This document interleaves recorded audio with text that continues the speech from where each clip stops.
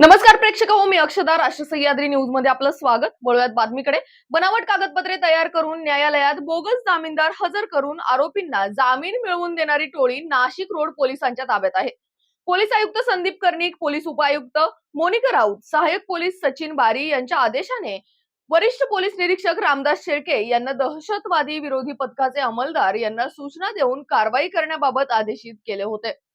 त्या अनुषंगाने दिनांक 14 मे 2024 रोजी वरिष्ठांनी दिलेल्या सूचना व आदेशाप्रमाणे दहशतवादी विरोधी पथकाचे पोलीस हवालदार पवार हेमंत मेड, राहुल मेहंदळे असे नाशिक रोड पोलीस ठाणे हद्दीतील hotel Prakash lodge, Nashik road railway station जवळ असणारे साई लॉज मध्ये थांबलेल्या इसमांकडे चौकशी करत असताना एका खोलीतील 4 अज्ञात इसमांवर संशय आला.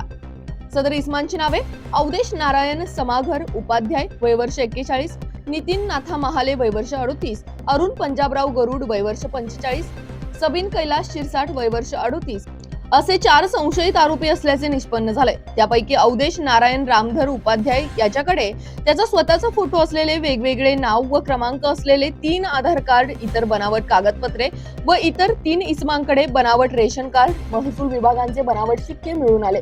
सदरबाबत चौकशीमध्ये त्यांच्यातीलच काही साथीदार बनावट आधार कार्ड, रेशन कार्ड तयार करून त्याद्वारे बोगस जामीनदार नाशिक जिल्ह्यातील वेगवेगळ्या न्यायालयात हजर करून आरोपींचा जामीन करून घेत असल्याचे निष्पन्न झालं. सदरची कामगिरी ही नाशिक रोड पोलीस ठाण्याचे वरिष्ठ पोलीस निरीक्षक रामदास शेळके, गुन्हे शोध पथक व कर्मचारी यांनी केली. माननीय पोलीस आयुक्त संदीप कर्णिक सर यांनी चार्ज घेतल्यानंतर त्यांनी प्रत्येक पोलीस स्टेशनमध्ये दहशतवाद विरोधी पथकाची स्थापना करण्यात आली होती आणि हे पथक स्थापन झाल्यानंतर असणारे हॉटेल लॉजेस चेक करणं, वेगवेगळ्या ह्याच्या सिम कार्डच्या अनुषंगाने चेकिंग करणं, हे उपक्रम या ठिकाणी सुरू झाले होते.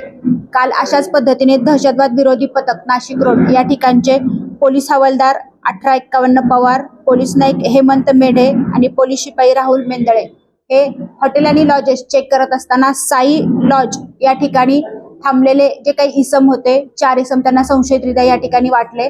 तर त्या सदर 4 इसमांकडे चौकशी केली असता त्यांच्याकडे काही बनावट डॉक्युमेंट या ठिकाणी आढळले, बनावट आधार कार्ड सापडले आणि त्याच्यानंतर पुढील चौकशी केली असता आणि काही गोपनीय माहिती या ठिकाणी घेतली असता असं लक्षात आलं की सदर टोळी ही वेगवेगळ्या न्यायालयामध्ये बनावट जामीनदार देण्याकामी कार्यरत होती आणि ह्या टोळीकडे बनावट आधार कार्ड बनवणे, बनावट पॅन कार्ड बनवणे, बनावट 7/12 उतारा या ठिकाणी तयार करून आरोपींना जामीन देण्याच्या बाबतीमध्ये ते काम करत असल्याचं निष्पन्न झालेलं आहे. सदर ठिकाणी नाशिक रोड या ठिकाणी गुन्हा दाखल करण्यात आलेला आहे आणि पुढील तपास API सूर्यवंशी या ठिकाणी करत आहेत. सदरची जी कामगिरी आहे ती माननीय CP सर यांच्या अध्यक्षतेखाली आणि मार्गदर्शनाखाली नाशिक रोड पोलीस स्टेशन मधले DBचे अधिकारी, कर्मचारी आणि आमचे दहशतवाद विरोधी पथकातील कर्मचारी यांनी केलेली आहे. कुठल्या कोर्टामध्ये यांनी अशा पद्धतीच्या बनावट जामिनीसाठी दस्तऐवज सादर केल्याची माहिती?